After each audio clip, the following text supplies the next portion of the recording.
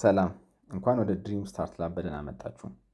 በዚህ የተከታታይ ቪዲዮ ላይ ድሪም ሴቭ አፕሊኬሽን እንዴት መጠቀም እንደምንችል፣ ግሩፕ እንዴት መፍጠር እንደምንችል፣ ስብሰባ እንዴት ማድረግ እንደምንችል እንመለከታለን። ከዛ በፊት ግን ግሩፕ ከመፍጠራችን በፊት የሚያስፈልጉን መረጃዎች በእጃችን ላይ መያዝ አለብን። እሱም የእያንዳንዱን የቡድን አባላት የቆጠቡትን ገንዘብ፣ ያለባቸውን ዕዳ፣ ያለባቸውን ቅጣት እንዲሁም ሌሎች አስፈላጊ መረጃዎችን እንይዛለን። በተጨማሪም ደግሞ ሌላ አስፈላጊ መረጃ የምንይዘው ምንድነው? የእያንዳንዱ አባል ግብ ምንድነው? የሚያጠራቅሙት ለምንድን ነው? ለንግድ ነው ወይስ ለግብርና ነው? የመሳሰሉትን ነገር። ስለዚህ ይሄንን ከአንድ ሳምንት ቀደም ብለን ይሄን ነገር መረጃ እንቀበላለን ማለት ነው። ሌላው ደግሞ ሁለት አይነት ግሩፕ ነው ያለው።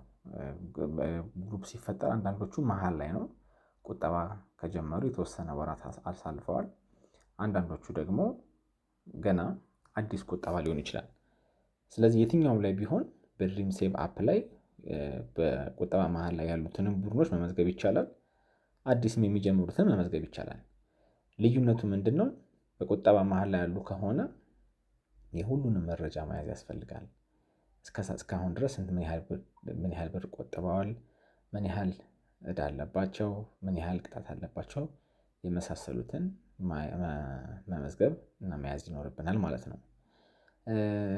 ሌላው ግሩፕ ስንፈጥር ሁለት አይነት አለ። አንድ የልምምድ ግሩፕ አለ፣ ሁለተኛው ደግሞ እውነተኛው ግሩፕ አለ።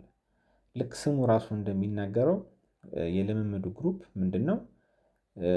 ለመለማመጃ ነው።